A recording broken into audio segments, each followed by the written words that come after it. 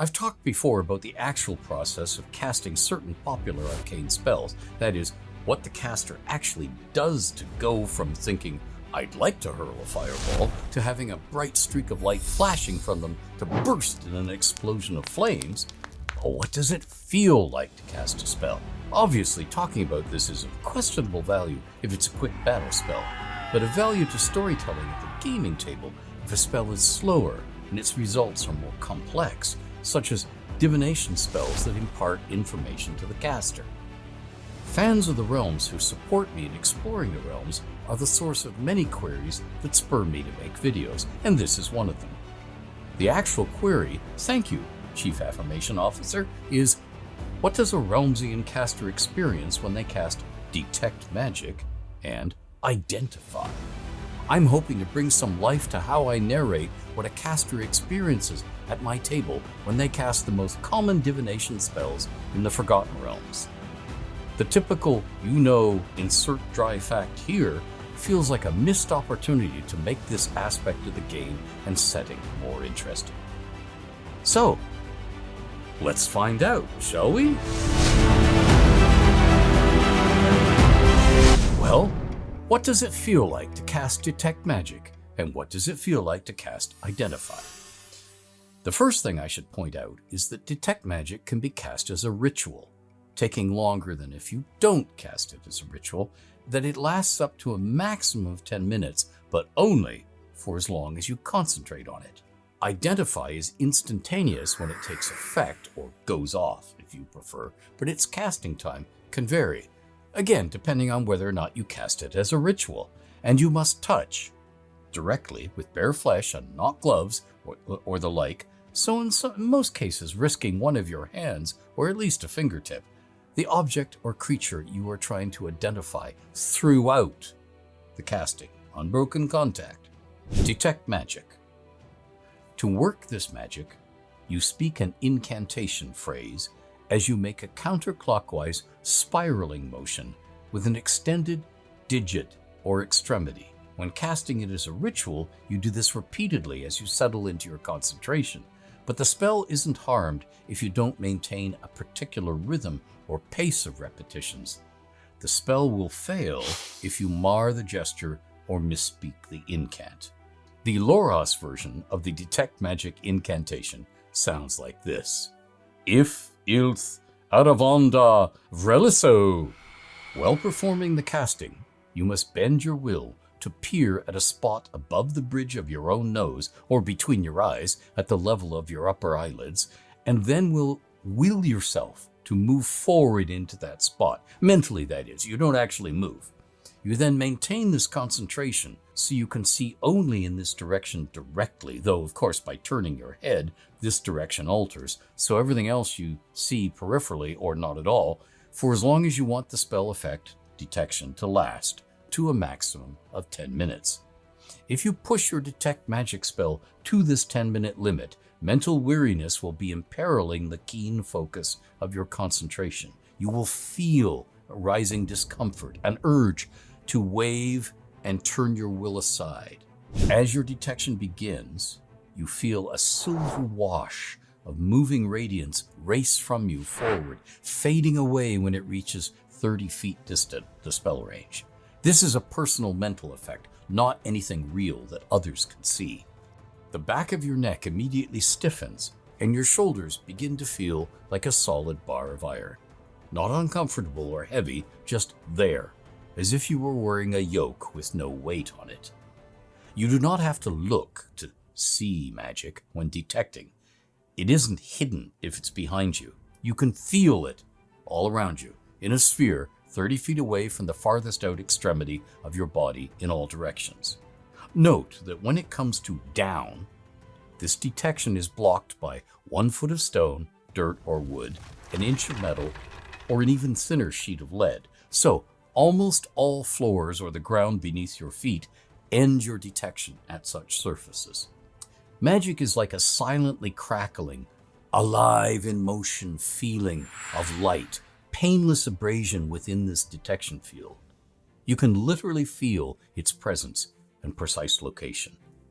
It can be on a creature or item or cast in a location. If a creature or item bearing magic moves, you see the movement, even if it's not in your field of normal vision. So you'll feel an enchanted spear hurtling at you from behind, though perhaps not quickly enough to avoid feeling it in a physical way. If magic is ancient or faint, and if it's there but not yet activated, those things will be communicated by its feel. Once you feel magic, you can take the magic action and will see faint auras around all visible creatures or objects in your detection range that bear magic. If an effect was created by a spell, you learn the spell's school of magic. If an invisible creature is in range and bears magic or was made invisible by magic, or if there's not yet activated magic in range, you will feel that there's magic present, but you won't be able to see where it is or its extent. No auras appear or learn anything at all about it. Just a faint, unfocused feeling of magic in the air that tells you only that there's magic somewhere within your detection range. Your detection, unlike the Identify spell, doesn't tell you spell names or what these magics you sense do or are intended to accomplish or effect, though that can sometimes be obvious from shape, location, or situation. When the spell ends, the gentle abrasion feeling of magic vanishes in an instant, like a curtain or cloak falling to the floor, and you will feel a lightheadedness and a cool, minty sensation in your mouth, these sensations lasting but an instant. Your detect magic is ended. Identify. You typically begin by getting out of a pouch or coffer, or however you carry it, the pearl you need as the material component of the spell.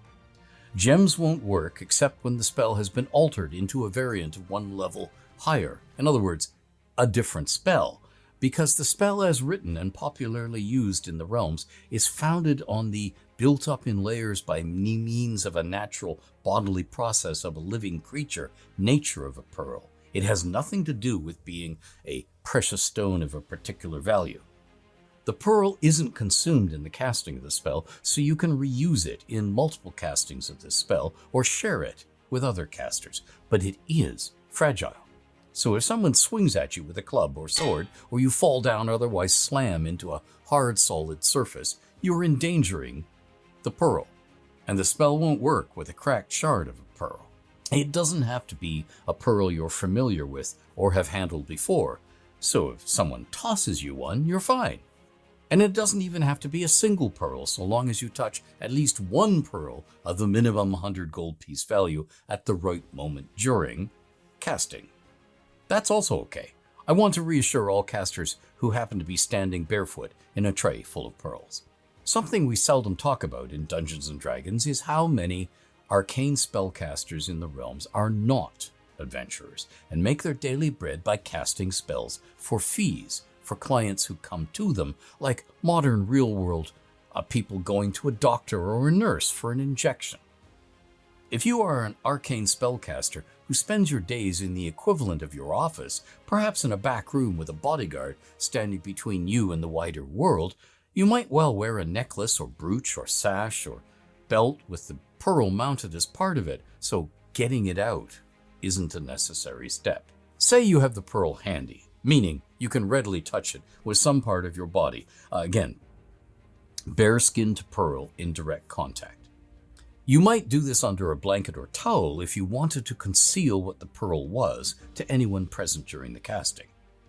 You can also wear it next to your skin, but there will be an additional touching during casting in addition to this, because you perform the somatic part of the spell, a gesture, and touch the pearl during this gesture. Your Identify spell begins when you touch the object or creature you want to identify. Directly, that is, bare skin to object or creature. You maintain contact, fingertip touch or gripping or even embracing and wrapped around. It doesn't matter so long as continuous contact is accomplished as you utter the incantation, which is a continuous string of spoken phrases, usually in either Thoras, Old Common, or Loras, Ancient Netherese, depending on which version of the spell you learned or gained access to. For the spell to work, you must read it loud enough for you to hear every syllable clearly, so muttering or whispering can be chancy if you're in a noisy environment. You can speak slowly or even haltingly without ruining the spell, but you mustn't mispronounce or stutter while speaking, or inject other words such as an urgent warning, or the spell will fail. The Loros version of the Identify incantation sounds like this. Yurs hith untas valhasa tuvla tura eltelvatha hevatha zelvatha term retel taha eltel durin taha tel avatha. With that last word spoken emphatically, so you might descriptively write it as avatha with an exclamation mark. After you begin contact with the object or creature, and while you are speaking the incantation, you make the somatic gesture of the spell, which is actually the same movement twice, with a direct bare skin contact with the pearl between the two movements. And that movement is a swing of the elbow of one of your arms outwards and up, away from your side, and then a return swing wherein you turn your palm up and out so you can slide the same elbow across the front of your body at least halfway. Obviously, one-arm casters, injured and limited mobility casters, or casters who possess something different from human-like elbow-jointed arms and legs will use variants of this somatic gesture, altering the last two words of the incantation before avatha to support the difference. The moment the second arm swing is complete and the entire incantation has been uttered, these two completions need not happen simultaneously in perfect union, but both must be satisfied. The spell takes effect. What you feel during casting is a tingling in your mind, a sense of excitement and rising energy, an undefined rushing movement. When the spell goes off, this changes to a feeling of coolness, electric blue glowing mists around the edges of your vision, and a sensation of moving forward. As this mental advance proceeds, you first discern the entire shape and size of the object as it currently exists, so not any broken off parts of it, and as it truly is, if, say, magic has given it a shape, hue or hues, texture or seeming condition different than its real state. If there's magic cast on it and waiting, not triggered, it will have a pale but glowing, so you'll clearly see it, whatever the lighting conditions of your environment, amethyst aura. If there's active magic at work on it, cast on it previously or conferred because it was caught in a magical blast or other powerful release of magic, it will glow with a strong emerald green aura. And if it is inherently magical, a magic item, specifically imbued with magic, it will glow a bright electric blue from within. You will then gain an inkling of its purpose if it's non-magical. If magic has been cast on it, and that magic is a means of tracing it, its aura will send off a wisp or intangible arm or cord that then immediately fades in a signal that it can be traced. If it is an enchanted magic item, you will feel warmer and your point of view drawn towards it, even if you aren't moving or even if you physically back away from it, as you learn the properties of the item, what it does, and how these powers are awakened or how it is wielded. If the item was enchanted by a specific arcane spell, you learn the name and then school of that spell. If it was made magical by a process involving several spells, their names and schools begin to be revealed in your mind slowly, but with the most important or prevalent in the item's properties spell first. You will feel a tugging from the item that immediately turns to a shoving you away sensation that signals the item requires attunement, if it does. This melts into a rose-red welcoming sensation in the very rare instance of you all being already attuned to this item, or if it's part of a linked set of items and you're already attuned to another part of the set and therefore to this item.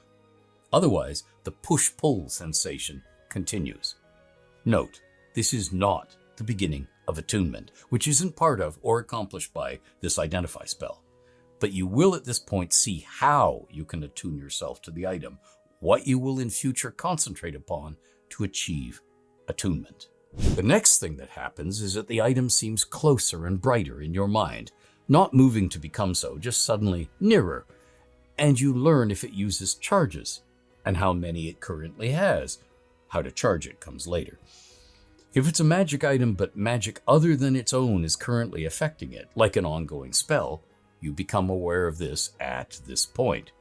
Slowly, you will learn more about the spell affecting it, eventually the name and school of the spell if it is arcane. If it is a divine spell or conferred on the item by other means, a personal power of a creature that confers magic, for example, or any sort of curse, you will not learn more. Concentrating will seem as if staring into impenetrable fog, so you won't know that an item is cursed. If an item bears a contact poison, you won't be warned of danger, but you will be aware that the item has a coating not originally part of its making. Unless, that is, the poison was applied to it as part of its creation. There are certain curses that do reveal themselves. These are always specified in their lore write-ups in the game, and the natures of such curses will be revealed at the very end of the revelations imparted by your Identify spell. Note that items or spells on items specifically crafted to mislead divination spells will do so, fooling your identity into revealing whatever the false and misleading information they are intended to promote. It is at this point, if an item has and uses charges, that you begin to learn specifics. First, how many charges each power of the item uses.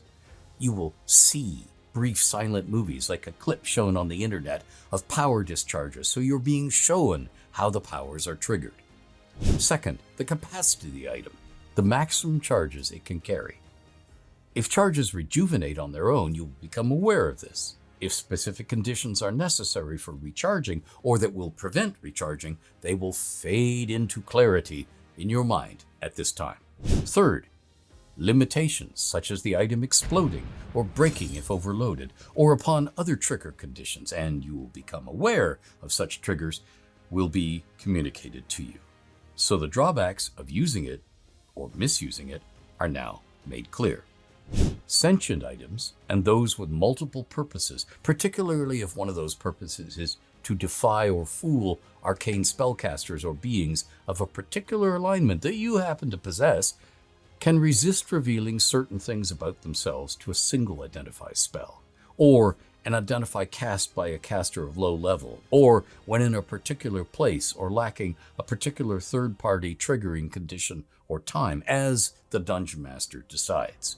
A dagger that has a special purpose of slaying a particular sort of creature might not manifest any sign of this special purpose until close to that sort of creature, for example. Deities and their servitors in the realms often craft items that defeat simple low-level divinations, including Identify.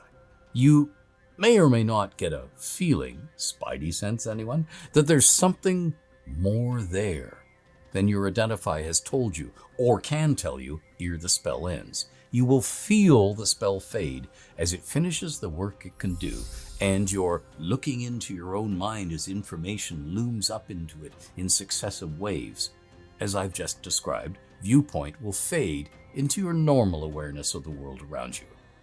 Your Identify has ended. If you cast Identify and touch a creature throughout the casting, meaning it doesn't pull away from you, interrupting your direct flesh-to-flesh contact, you feel the sentience of the creature, so you know if it's aware of you and if it's alive or undead or was never living. You gain a sense of its inclination towards you, but not its alignment, and your Identify is in no way a means of mind reading. You will be made aware, with a feeling of warmth and rose-red tinge in your own mind, if there are any sources of magic items, or items upon which magic is active, borne by the creature. You will then be made aware if you are seeing an unaltered outer likeness of the creature, or if its natural magic or magic active upon it is altering what you see.